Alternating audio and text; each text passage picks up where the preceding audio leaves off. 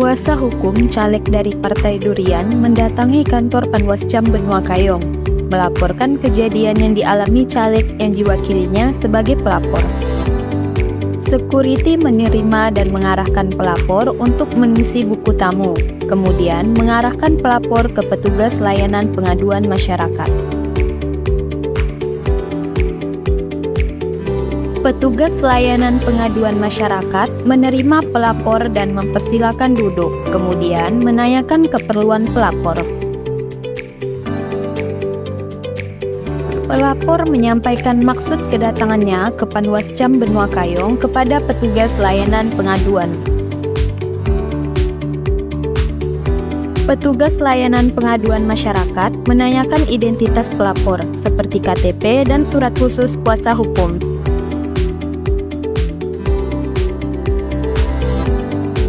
Pelapor menunjukkan identitas yang diminta oleh petugas layanan pengaduan masyarakat. Setelah pengecekan identitas, barulah petugas layanan pengaduan masyarakat memproses laporan dari pelapor, dari mulai menanyakan saksi-saksi, bukti-bukti, dan uraian kejadian yang dilaporkan oleh pelapor yang dicatat ke dalam formulir laporan, yaitu formulir model B1. Setelah proses laporan selesai, pelapor dan petugas layanan pengaduan masyarakat menandatangani formulir laporan. Kemudian, pelapor diberikan tanda bukti penerimaan laporan, yaitu formulir model B3.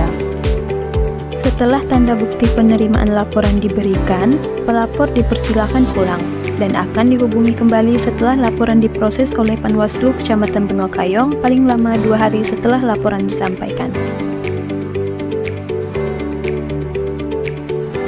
Petugas layanan pengaduan menyerahkan formulir laporan kepada Komisioner Panwascam Benua Kayong untuk dilakukan kajian awal.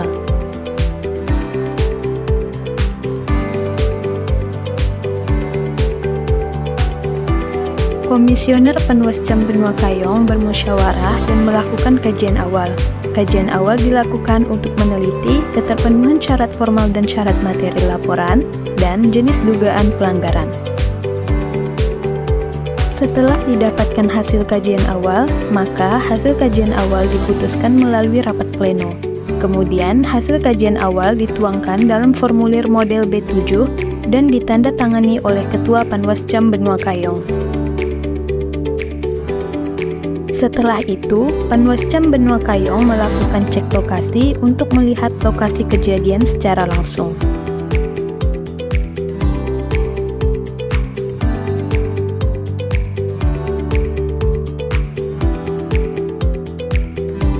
Dalam melakukan penanganan atas laporan, Panwascam Benua Kayong melakukan kajian yang dilakukan dengan cara klarifikasi. Klarifikasi bertujuan untuk memperoleh keterangan dengan meminta kehadiran pelapor, terlapor, saksi, dan/atau ahli. Klarifikasi bisa dilakukan melalui tatap muka atau media daring. Setelah proses kajian awal sampai dengan klarifikasi selesai dilakukan, maka Panwascam Benua Kayong memutuskan hasil laporan tersebut.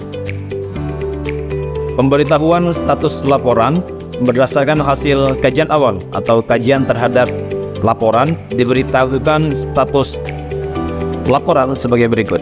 Nomor 1, nama pengawas pemilu Fahrul Rizal, Megdat dan Heriani. Kemudian pelapor Saudari Cempedak SHMH, kemudian saudari terlapor yaitu Saudari Langsat. Selanjutnya nomor temuan laporan yaitu 001-LP-Pileg-10-2023. Status laporan diterima. Instansi tujuan yaitu Panwaslu Kecamatan Benua Kayong Kabupaten Ketabang. Dengan mempertimbangkan segala sesuatunya dengan tercukupnya secara formil dan material serta upaya Ketua dan anggota Panwaslu Kecamatan Benua Kayong dalam hal melakukan identifikasi ke lapangan terhadap laporan tersebut. Selanjutnya dihasilkan sebagai berikut, bahwa saudara terlapor diminta untuk melakukan perbaikan. Pertama, yaitu menyesuaikan alat peraga kampanyenya pada peraturan KPU sebagaimana mestinya. Kemudian yang kedua, yaitu menggeser alat peraga kampanye saudara terlapor untuk digeser ke wilayah atau lokasi dengan tidak menimpa atau menutupi alat peraga kampanye pelapor. Demikian yang dapat tersampaikan Ketua Panwaslu Kecamatan Bendokayong Fahrul Rijal ditandatangani, anggota Panwaslu Kecamatan Bendokayong Megdat ditandatangani, dan anggota Panwaslu Kecamatan Bendokayong Heriani ditandatangani.